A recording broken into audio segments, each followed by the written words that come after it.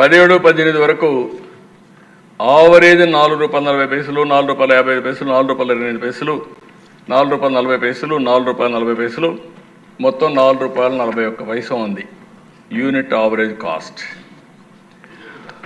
Unit cost ఇది production cost average. Purchasing cost production cost కంటే purchasing cost ఒకటి ideal ఉంటుంది, ఒకటి థర్మల్ ఉంటుంది, ఇంకోటి విండ్ ఉంటుంది, ఒకటి ప్రైవేటు, ఒకటి గవర్నమెంట్, అన్నీ కలిపి.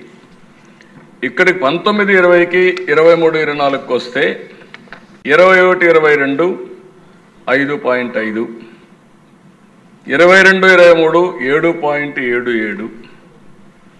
7.77, 23, 24 7.61. Average cost ₹6.90. ఇక్కడ ₹6.90, అక్కడ ₹4.41, ₹1.50 పెరిగింది. ఈ భారం ఎవరు మోయాలి? ప్రజలే మోయాలి.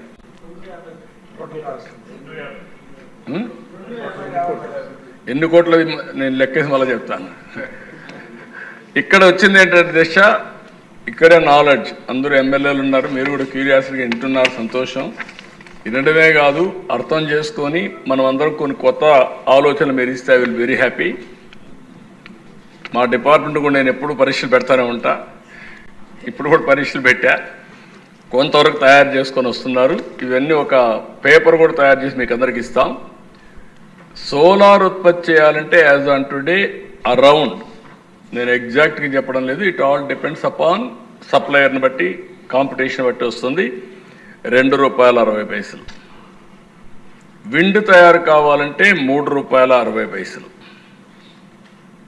థర్మల్ చేయాలంటే ₹7.06, ₹7.5, ₹8 కూడా. ఒక చిన్న ఎగ్జాంపుల్ మీరు గుర్తుపెట్టుకోండి. పిట్ హెడ్, ఎక్కడైతే కోల్ మైన్ ఉంటే అక్కడ కానీ ప్లాంట్ పెట్టి అక్కడి నుంచి నేరుగా ట్రాన్స్మిషన్లో తీసుకొస్తే ₹1 తగ్గుతుంది.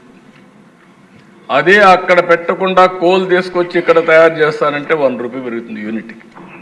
That is the money. అదే మరిగా రాబోయే రోజుల్లో కూడా కోల్ మైన్స్ పెట్టింది, థర్మల్ పెట్టింది, రా మెటీరియల్ ఒక పక్కన, ఆపరేషన్ కాస్టు, అదే మరిగా ఫిక్స్డ్ కాస్ట్, ఇవన్నీ కలిపి ₹7, ₹8 అవుతాయి. ఇంకొక పక్కన పంప్డ్ స్టోరేజ్ ₹2.91 పడతా ఉంది. కానీ ₹2.91 సోలార్, రెండో కలిపితే ఎక్కువ అవుతుంది. అదే నేను చెప్పాను మీకు, ₹5, ₹5.01 Greenko average cost. Solar, wind plus pumped energy hybrid మోడల్లో ముందుకు పోయారు, వాళ్ళు తయారు చేసే పరిస్థితి వచ్చారు. ఇది ఓన్లీ పంప్డ్ స్టోరేజ్ అయితే ₹2.91. ఓన్లీ బిఎస్ అంటే బ్యాటరీ అయితే ఇంకొంచెం ఎక్కువ అవుతుంది, ₹3.10, ₹20 టెస్ట్ చేయాలి దీన్ని, ఇంకొంచెం ఎక్కువ అవుతుంది. ఇక్కడ మీరు గుర్తుపెట్టుకోవాల్సింది, సోలార్ తక్కువ, విండ్ దానికంటే ఎక్కువ, ఇంకొక పక్కన థర్మల్ అన్నింటికంటే ఎక్కువ, పంప్డ్ ఎనర్జీ 3వ, 4వ ప్లేస్ వస్తుంది, 5వ ప్లేస్ వచ్చి, 4వ ప్లేస్ వచ్చి బ్యాటరీ. ఇది ఫైన్ ట్యూన్ చేసి బ్యాలెన్స్ చేయాలి. యూనిక్ ఫ్యాక్టర్స్ ఉన్నాయి ఇక్కడ. ఒకటి సోలార్ ఓన్లీ డే టైం, ఎండ లేకపోతే లేదు, విండ్ గాలి వస్తేనే కరెంటు.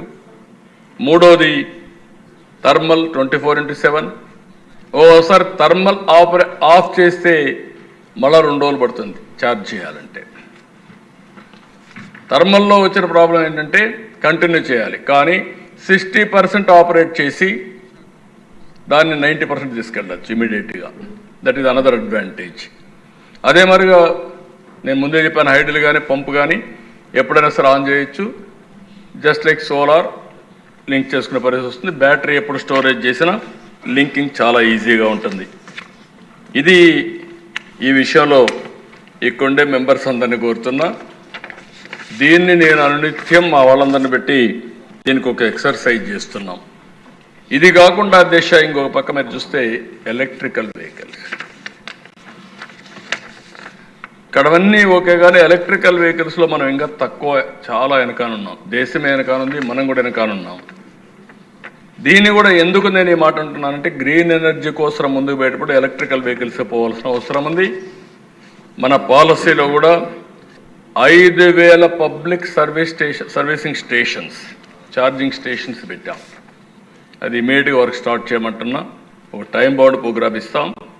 30 కిలోమీటర్కి ఒక ఛార్జింగ్ స్టేషన్, సిటీస్లో 3x3 కిలోమీటర్లకు ఒక ఛార్జింగ్ స్టేషన్ పెట్టి ఈ మొబిలిటీ కింద ఆల్ వెహికల్స్ ఏది స్కూటర్లు కానీ మోటార్